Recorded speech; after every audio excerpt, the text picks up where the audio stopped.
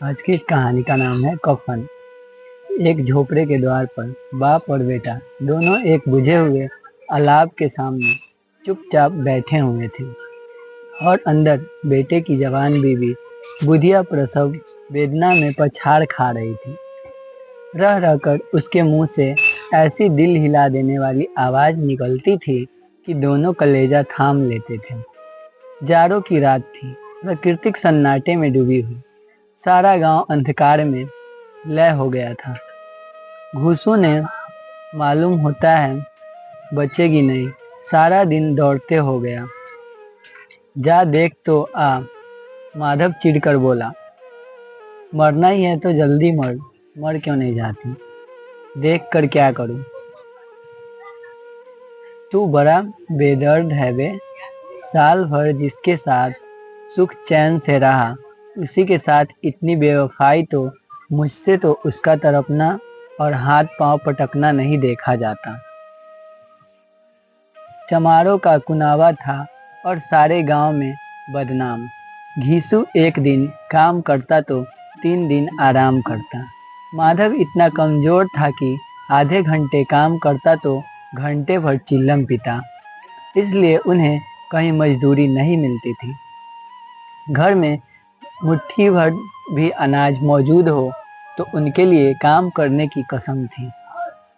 जब 2-4 फाके हो जाते तो घीसू पेड़ पर चढ़कर लकड़ियां तोड़ लाता और माधव बाजार से बेच लाता। और जब तक वह पैसे रहते, दोनों इधर उधर मारे मारे फिरते। गांव में काम की कमी नहीं थी। किसानों का गांव था। मेहनती आदमी के लिए 50 काम थे, मगर इन दोनों को उसी वक्त बुलाते जब 2 आदमियों से एक का काम पाकर भी संतोष कर लेने के सिवा और कोई चारा न होता। अगर दोनों साधु होते तो उन्हें संतोष और धैर्य के लिए संयम और नियम की बिल्कुल जरूरत न होती। यह तो उनकी प्राकृतिक थी। विचित्र जीवन था उनका। घर में मिट्टी के 2-4 बर्तन के सिवा कोई संपत्ति नहीं। फटे चिथड़े से अपनी नग्नता को ढके हुए जिए जाते थे। संसार की चिंताओं से मुक्त, कर्ज से लदे हुए, गालियों से भी खाते, मार भी खाते, मगर कोई गम नहीं। दिन इतने की वसूली की बिल्कुल आशा न रहने पर भी लोग इन्हें कुछ न कुछ कर्ज दे देते। मटर आलू की फसल में दूसरे के खेतों से मटर या आलू उखाड़ लाते और भून भान कर खा लेते, या 10-5 ऊख उखाड़ लाते और रात को चूसते। घीसू ने इसी आकाश वृत्ति से 60 साल की उम्र काट दी और माधव भी सपूत बेटे की तरह बाप की वेद चिन्हों पर चल रहा था, बल्कि उसका नाम और भी उजागर कर रहा था। इस वक्त भी दोनों अलाव के सामने बैठकर आलू भून रहे थे, जो कि किसी खेत से खोद लाए थे। घीसू की स्त्री का तो बहुत दिन हुए देहांत हो गया था। माधव का ब्याह पिछले साल हुआ था। जब से यह औरत आई थी, उसने इस खानदान में व्यवस्था की नींव डाली थी और इन दोनों बेगैरतों का दोजख भरती रहती थी। जब से वह आई, यह दोनों और भी आलसी और आराम मतलब हो गए थे, बल्कि कुछ अकड़ने भी लगे थे। कोई कार्य करने को बुलाता तो निर्व्याज भाव से दुगनी मजदूरी मांगते। वही औरत आज प्रसव वेदना से मर रही थी और यह दोनों इसी इंतजार में थे कि वह मर जाए तो आराम से सोएं। घीसू ने आलू निकालकर छिलते हुए कहा, जाकर देख तो क्या दशा है उसकी।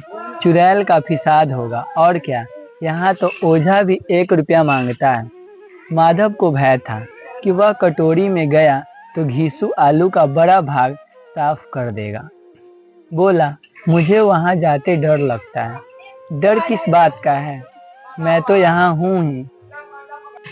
तो तुम ही जाकर देखो ना। मेरी औरत जब मरी थी तो मैं 3 दिन तक उसके पास से हिला तक नहीं था, और फिर मुझसे लजाएगी कि नहीं। जिसका कभी मुंह नहीं देखा, आज उसका उघरा हुआ बदन देखो। उसे तन की सुध भी तो न होगी। मुझे देख लेगी तो खुलकर हाथ पाँव भी न पटक सकेगी। मैं सोचता हूँ कोई बाल बचा हो गया तो क्या होगा। सोड गुड़ तेल और कुछ भी तो नहीं है घर में, सब कुछ आ जाएगा, भगवान दे दे तो। जो लोग अभी एक पैसा नहीं दे रहा है वे ही कल बुलाकर रुपए देंगे। मेरे 9 लड़के हुए, घर में कभी कुछ न था, मगर भगवान ने किसी न किसी तरह बेड़ा पार ही लगाया। जिस समाज में रात दिन मेहनत करने वालों की हालत उनकी हालात से कुछ बहुत अच्छी न थी, और किसानों के मुकाबले में वे लोग जो किसान की दुर्बलताओं से लाभ उठाना जानते थे कहीं ज़्यादा संपन्न थे, वहाँ इस तरह की मनोवृत्ति का पैदा हो जाना कोई अचरज की बात न थी। हम तो कहेंगे घीसू किसानों से कहीं ज़्यादा विचारवान था, और किसानों के विचार शून्य समूह में शामिल होने के बदले बैकवाजों की कुत्सित मंडली में जा मिला था। हाँ, उसमें यह शक्ति न थी कि बैठकबाजों के नियम और नीति का पालन करता, इसलिए जहाँ उसकी मंडली के और लोग गांव के सरगना और मुखिया बने थे, उस पर सारा गांव उंगली उठाता था।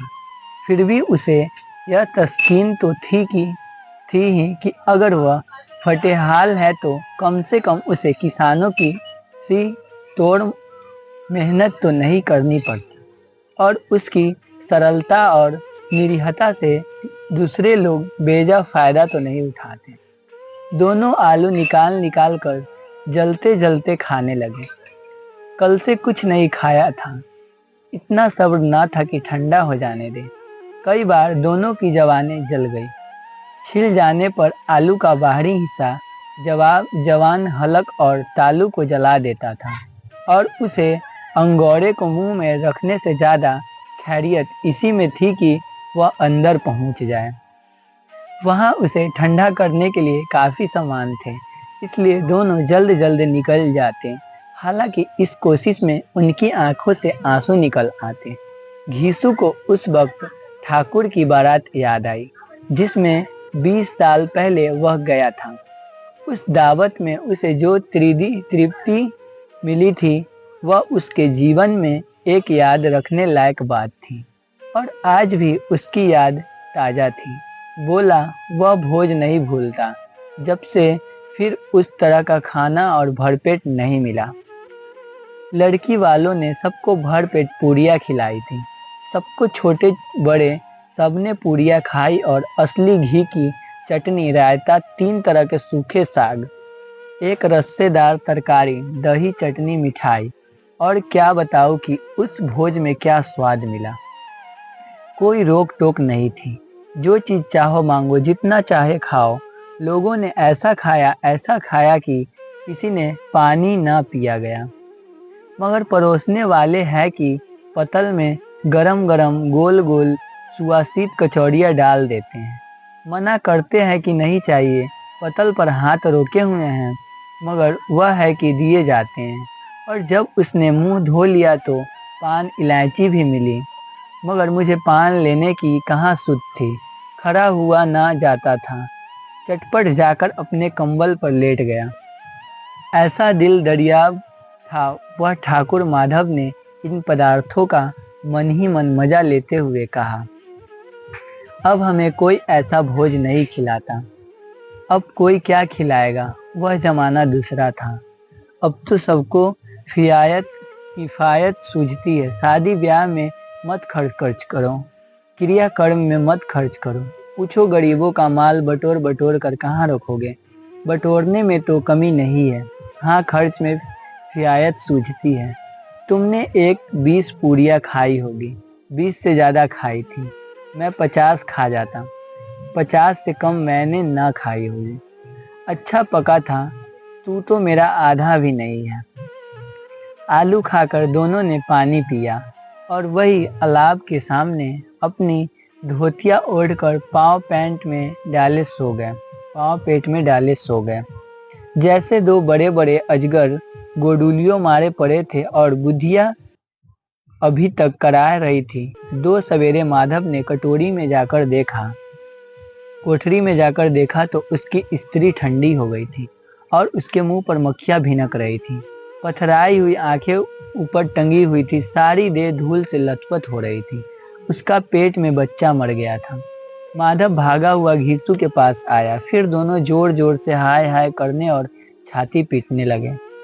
पड़ोस वाले ने यह रोना धोना सुना तो दौड़ते हुए आए और पुरानी मर्यादा के अनुसार इन अभागों को समझाने लगे, मगर ज्यादा रोने पीटने का अवसर न था।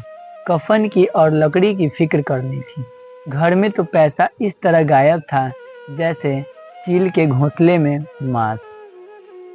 बाप बेटे रोते हुए गांव के जमींदार के पास गए। वह इन दोनों की सूरत से नफरत करते थे। कई बार इन्हें अपने हाथों से पीट चुके थे। चोरी करने के लिए, वादे पर काम पर न आने के लिए। पूछा, क्या है बे घिसूता, रोता क्यों है?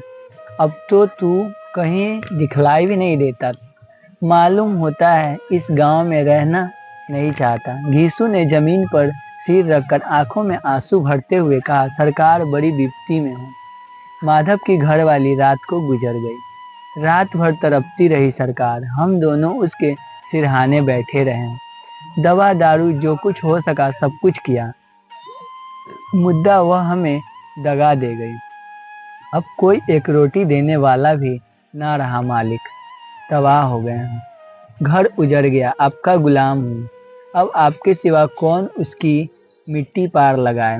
हमारे हाथ में तो जो कुछ था वह सब तो दवा दारू में उठ गया।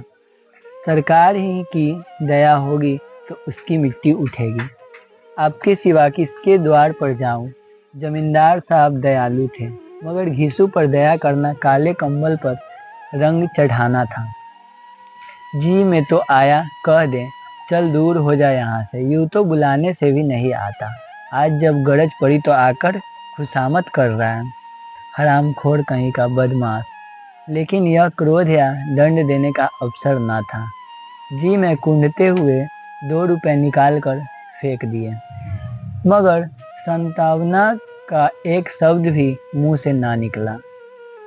उसकी तरफ ताका तक नहीं, जैसे सिर का बोझ उतारा हो। जब जमींदार साहब ने 2 रुपए दिए तो गांव के बनिए महाजनों को इनकार का साहस कैसे होता। घीसू जमींदार के नाम का ढिंढोरा भी पीटना खूब जानता था। किसी ने 2 आने दिए, किसी ने 4 आने। 1 घंटे में घीसू के पास 5 रुपए की अच्छी रकम जमा हो गई। कहीं से अनाज मिल गया, कहीं से लकड़ी, और दोपहर को घीसू और माधव बाजार से कफन लाने चले गए। इधर लोग बांस काटने लगे। गांव की नर्स दिल स्त्रियां आकर लाश देखती थी और उसकी बेकसी पर 2 बूंद आंसू गिराकर चली जाती थी। 3 बाजार में पहुंचकर घीसू बोला, लकड़ी तो उसे जलाने भर को मिल गई है। क्यों माधव? माधव बोला, हाँ लकड़ी तो बहुत है, अब कफन चाहिए। तो चलो कोई हल्का सा कफन ले लें। हाँ और क्या, लाश उठते उठते रात हो जाएगी। रात को कफन कौन देखता है? कैसा बुरा रिवाज है कि जिसे जीते जी तन ढांकने को चिथड़ा भी ना मिले, उसे मरने का नया कफन चाहिए। कफन लाश के साथ जल ही तो जाता है, और क्या रखा जाता है। यही 5 रुपए पहले मिलते तो कुछ दवा दारू कर लेते। दोनों एक दूसरे के मन की बात तार रहे थे। बाजार में इधर उधर घूमते रहे। कभी इसी बाजार की दुकान पर गए, कभी उसकी दुकान पर। तरह तरह के कपड़े, रेशमी और सूती देखे, मगर कुछ जचा नहीं। यहाँ तक कि शाम हो गई। तब दोनों न जाने किस देवी प्रेरणा से एक मधुशाला के सामने जा पहुँचे और जैसे किसी पूर्व निश्चित व्यवस्था से अंदर चले गए। वहाँ जरा देर तक दोनों असमंजस में खड़े रहे। फिर घीसू ने गद्दी के सामने जाकर कहा, साहू जी एक बोतल में हमें भी देना। इसके बाद कुछ चिखौना आया, तली हुई मछली आई और दोनों बरामदे में बैठकर शांतिपूर्वक पीने लगे। कई गुंजिया टावर तोड़ पीने के बाद दोनों सरूर में आ गए। घीसू बोला, कफन लगाने से क्या मिलता है, आखिर जल ही तो जाता है, कुछ बहू के साथ तो न जाता। माधव आसमान की तरफ देखकर बोला, मानो देवता को अपनी निष्पापता का साक्षी बना रहा हूँ। दुनिया का दस्तूर है, नहीं लोग बामनों को 1000 रुपए क्यों दे देते हैं, कौन देखता है परलोक में मिलता है या नहीं। बड़े आदमियों के पास धन है, फूके, हमारे पास फूकने को क्या है, लेकिन लोगों को जवाब क्या दोगे, लोग पूछेंगे नहीं कफन कहाँ है। घीसू हंसा, अब वे कह देंगे कि रुपए कमर से खिसक गए, बहुत ढूंढा मिले नहीं, लोगों को विश्वास आएगा, लेकिन फिर वही रुपए देंगे। माधव भी हंसा, इस अनपेक्षित सौभाग्य पर बोला, बड़ी अच्छी थी बेचारी, मरी तो खूब खिला पिलाकर। आधी बोतल से ज्यादा उजड़ गई। घीसू ने 2 सेर पूड़ियाँ मंगवाई, चटनी, अचार, कलेजिया। सराबने के सामने ही दुकान थी। माधव लपक कर 2 पतलों में सार सामान ले आया। पूरा 1.5 रुपया खर्चा हो गया, सिर्फ थोड़े से बच रहे हैं। दोनों इस वक्त इस शान में बैठे पूड़ियाँ खा रहे थे जैसे जंगल में कोई शेर अपना शिकार उड़ा रहा हो। न जवाबदेही का खौफ था, न बदनामी की फिक्र। इन भावनाओं को उन्होंने बहुत पहले से ही जीत लिया था। घीसू दार्शनिक भाव से बोला, हमारी आत्मा प्रसन्न हो रही है तो क्या उससे पुत्र न होगा। माधव ने श्रद्धा से सिर झुकाकर तस्दीक की, जरूर से जरूर होगा। भगवान तुम अंतर्यामी हो, उसे बैकुंठ ले जाना, हम दोनों हृदय से आशीर्वाद दे रहे हैं। आज जो भोजन मिला है कभी उम्र भर न मिला था। एक क्षण के बाद माधव के मन में एक शंका जागी।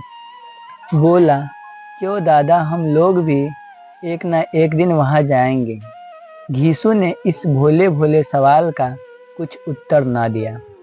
वह परलोक की बातें सोचकर इस आनंद में बाधा न डालना चाहता था। जो वहां हम लोगों से पूछे कि तुमने हमें कफन क्यों नहीं दिया, तो क्या कहोगे। कहेंगे तुम्हारा सिर पूछेगी तो जरूर, तू कैसे जानता है कि उसे कफन ना मिलेगा।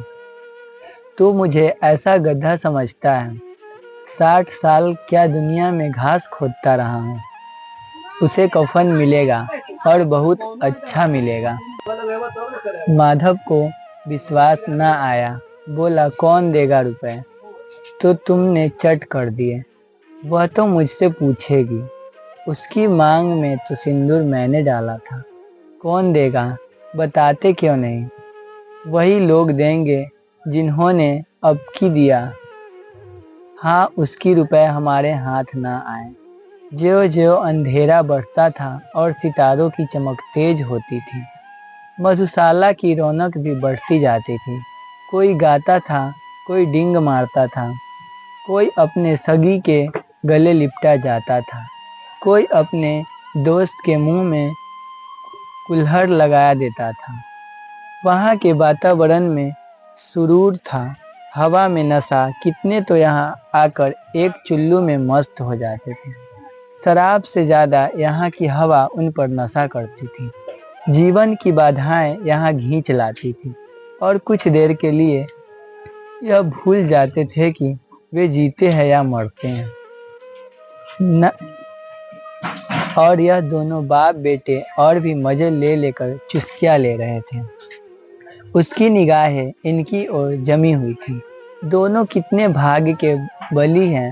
पूरी बोतल बीच में है। भर पेट खाकर माधव ने बची हुई पूरियों का पतल उठाकर एक भिखारी को दे दिया, जो खड़ा इनकी ओर भूखी आंखों से देख रहा था और दोनों के गौरव, आनंद और उल्लास को अपने जीवन में पहली बार अनुभव किया।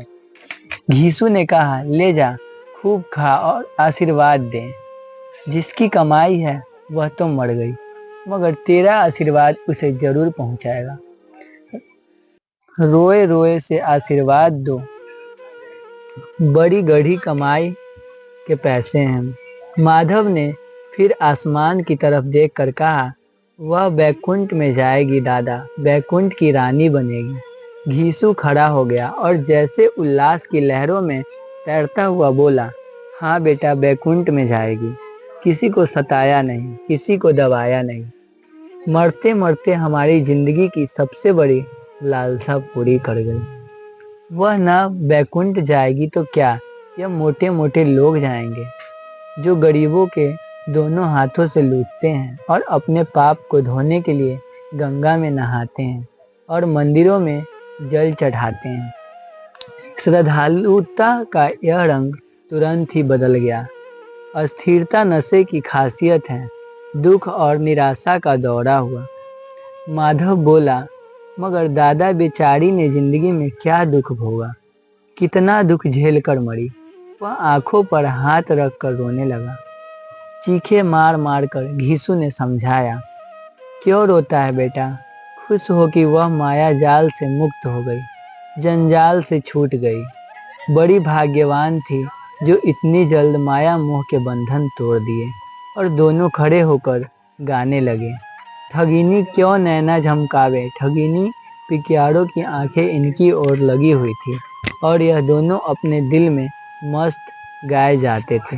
फिर दोनों नाचने लगे, उछलने भी, कूदे भी, गिरे भी, मटके भी, भाव की बनाए अभिनव भी किए और आखिर नशे में मदमस्त होकर वहीं गिर पड़े। तो दोस्तों, आज की कहानी आपको कैसी लगी कमेंट बॉक्स में ज़रूर बताना और चैनल पे नया हो तो चैनल को सब्सक्राइब करके वीडियो को ज़रूर से ज़रूर लाइक करें।